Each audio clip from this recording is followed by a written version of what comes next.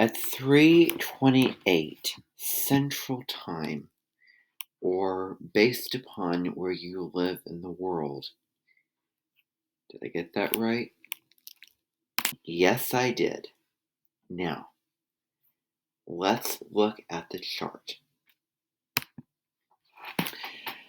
So we have this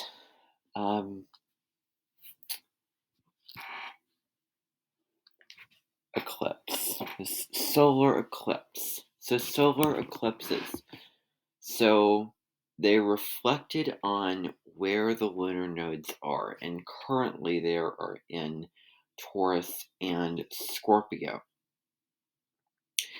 And solar eclipses are gigantic new moons that really present us with the opportunity to really reboot our lives. It's kind of if this computer that I am recording this video off of right now, if it were to go off and reset itself. It's that sort of reset mode that, well, I thought that I was doing something this way and it doesn't seem to serve me. And I just had this sudden realization, and I think that it's time to do it another way. So if there's any area of your life that is drab and dull and just the same old, and is really wearing on you, and it can become very stale and dated, then maybe it is a wonderful time to open up the windows and allow the fresh new air to come in. So during solar eclipses, the moon darkens the sun. So it's a very dark sky, and moons are already, new moons are already darker to begin with. It's, where it is much more, the energy is less, where you want to, it's a great time to meditate, to take naps, to come home within ourselves, and to get deep, to not skim the surface with the areas of our life, because the full moons are all about, going out and, activating and taking advantage of the energy.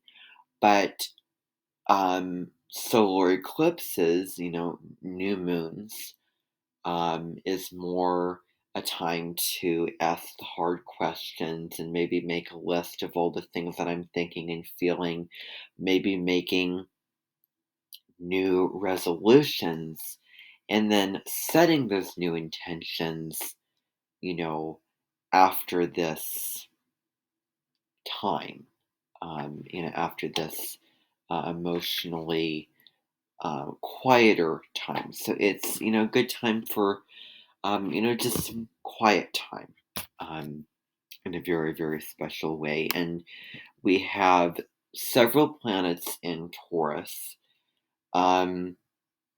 So what's going to be happening during this full moon, or excuse me, new moon, is we're going to be looking at this. I'm going to give you the rundown of the planets shown along here, and then I'm going to go into several aspects that are going to be taking place.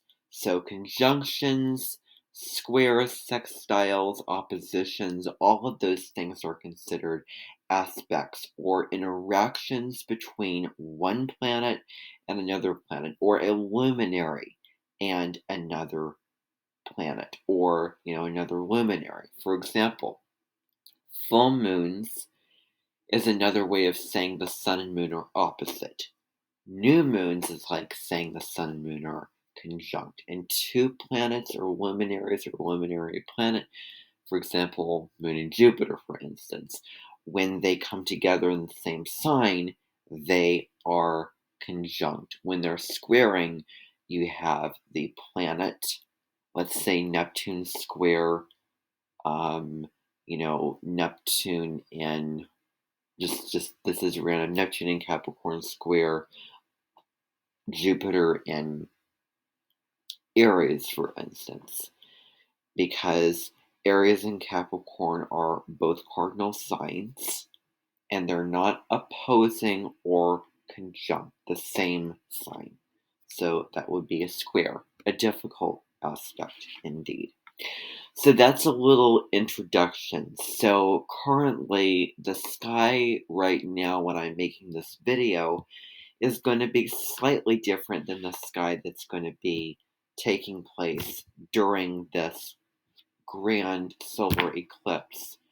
And during that time, it happens to be birthday of somebody very near and dear to me. Um, so currently the sun's in Taurus. I'm not going to go over the moon because the moon moves so quickly every 2 to 3 days.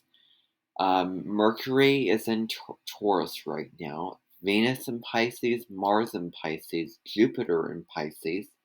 So we have Stellium, 3 planets in Pisces. Saturn in Aquarius, Uranus in Taurus, Neptune in Pisces, Pluto in Capricorn, and we have Chiron right now, which is in Aries, and we also have the North Node in Taurus. So I'm going to break down these planets that have the Taurus. So Sun, Moon, Uranus, North Node. And I think that the North Node will be, the Uranus will be on the North Node or conjunct that point, like in sometime in July of this year. So we have all these planets in Taurus. And the new moon in Taurus to begin with really allows us time to slow down our daily routines and not to get all hyper strung with the technology and the all that nervous energy. Well, calm it down.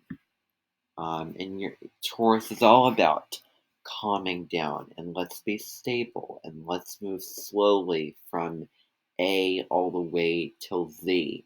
If you're in a kindergarten class, because we've all had this experience where we have learned the alphabet, and so we have we're starting at the beginning and then moving all over the end, but we can't just we can jump there. I can say A to Z, but the process of getting from the starting point to the end point, you know, for instance, if you were to drive around, in different location, you can't just snap your fingers or cook a spell that will get you to, I don't know, a grocery store here in town. There is that journey of getting in the car, getting the tires pumped up, getting the windshields wiped, getting your seatbelt on, getting having the driver's steering wheel, and being driving, transporting yourself to the store, and then getting out, and then getting your car, getting all the groceries, etc., etc., etc. So Taurus is very much about the journey. It's not about working, working, working for the end result. It's not about, well, oh, I'm not happy now, but I'm going to be happy later. There's a song, do do do do do do do do do do. It's like, be happy now, where you can be happy now and happy in the moment with whatever is going on, no matter how much has hit the fan, no matter how much is messed up, um, screwed up, not working properly, missing, lacking, um, out of order, whatever.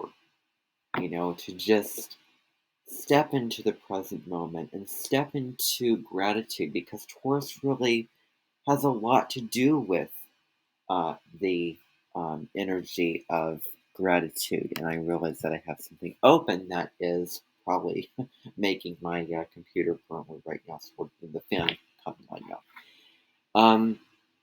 And so It also relates to being very sensual, all the senses, the hard desk that my finger is just rubbing on right now, and the carpet floor that my foot is touching right now. There's something very grounding and very calming where it brings you back into awareness and just, it brings peace. It brings this feeling of, oh, you know, I'm good. I feel fine. I feel wonderful. I feel okay. And from that loving place, from that very, very earthy place, earthy plane, we can certainly give out that love, energy, appreciation to others. Like, for example, on Thursday, April the 21st, I noticed that when I was going to my job, I just carried this really grounded, open, um, you know, very patient, liking, um, loving energy. I wasn't afraid to reach out and being considerate to people and asking them questions and interacting with them, and such. Because I did read that Taurus can be a social sign, and Venus is all about lovemaking because it is the planet of love to begin with. And not only that, we also have Venus ruling Libra.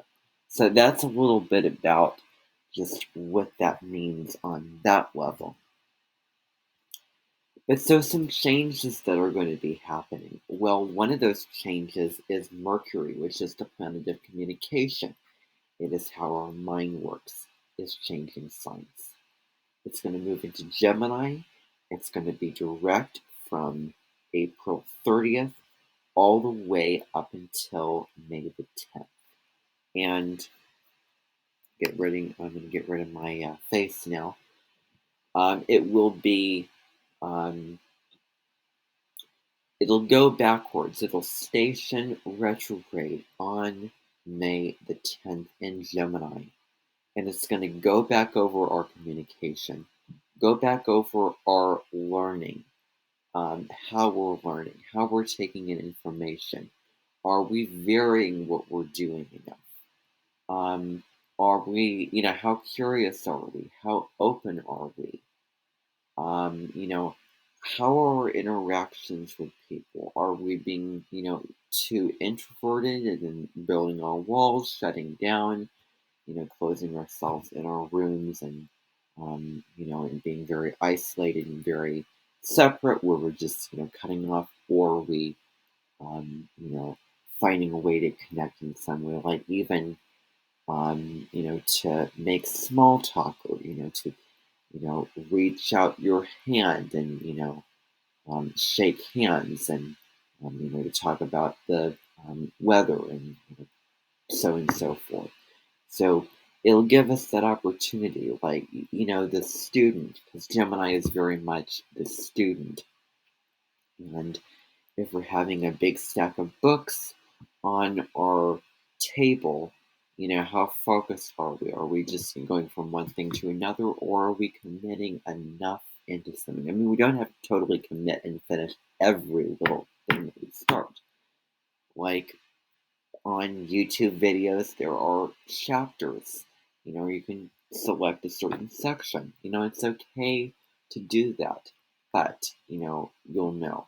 So, um, bringing the multimedia tasker into something more focused, into that less is more idea, getting more out of something and going deep and really studying it and gaining so much more from it than we would having all these little, things we're flitting from this and that.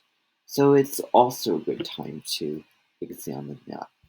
But Mercury is going to go direct in Gemini, speeding up the thinking process. It's a wonderful time to, do anything in the communication fields, because the, you can open up the doors to your intellect and, ideas. Good time to be spontaneous, try new things, write that book, write that newsletter, maybe read a new book, float around and see, what's on the internet, watching documentaries, watching videos, what I'm doing right now, making videos. All of those Gemini areas will just be heightened during Mercury in its ruling sign. And there's going to be that direct period because Mercury has to go backwards, otherwise, we're in Mercury right now. It goes retrograde 3 times a year. Uh, and it is that process. So that is what just Mercury moving into Gemini, which is going to be a nice balance of the earth and then the water energy, those feminine energies. It's going to bring the airy ideas, thinking about what we want to manifest, and pulling this from here and there, being adaptable in the moment, not plotting for something big and like a spiritual quest for meaning. It could be something small, simple, like a new idea that you just want to try out all of a sudden, having a picnic on your lawn for the whole entire day. And I mean, I remember when the nodes, South Node Gemini, North Node Sag, back in 2012, I remember one whole day in the summer having a picnic sitting outside from the morning until the afternoon. I just thought, what a fun idea that was. We had a snack in the morning, did activities, had lunch, did more stuff. So I just thought that was a neat little idea. Utilizing what you have in your own backyard, what's in your tool chest right now.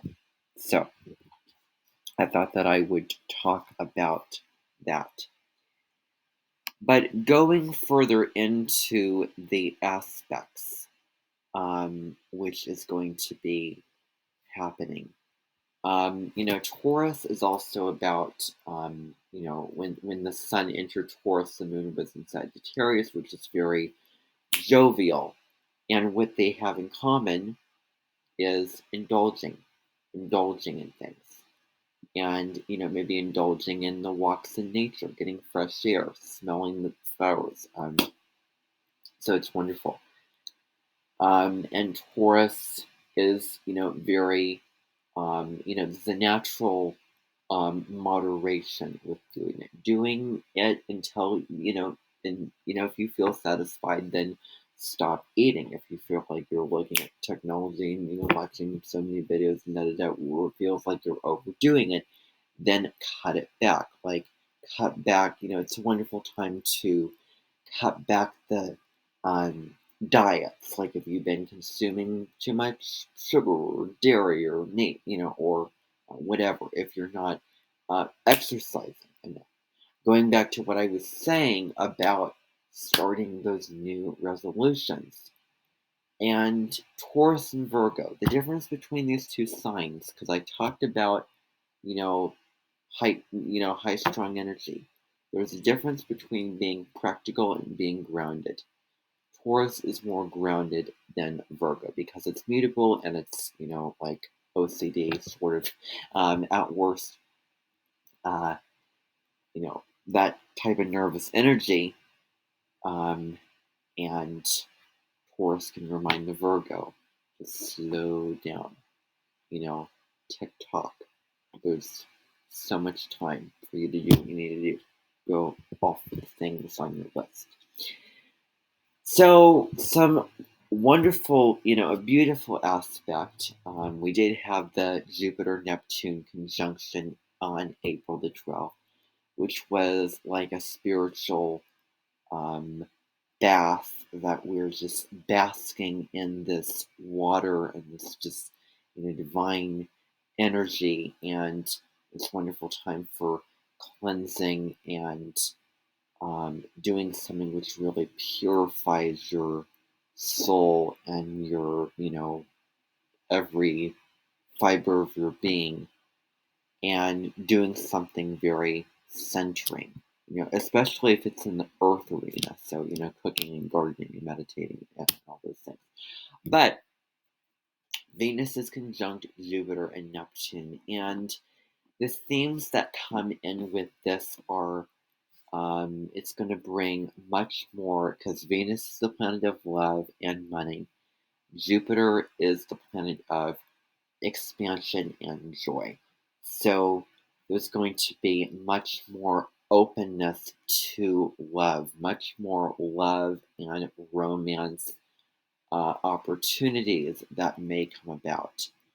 Expanding on that, maybe it's traveling and making love form places because Jupiter rules over, travel and,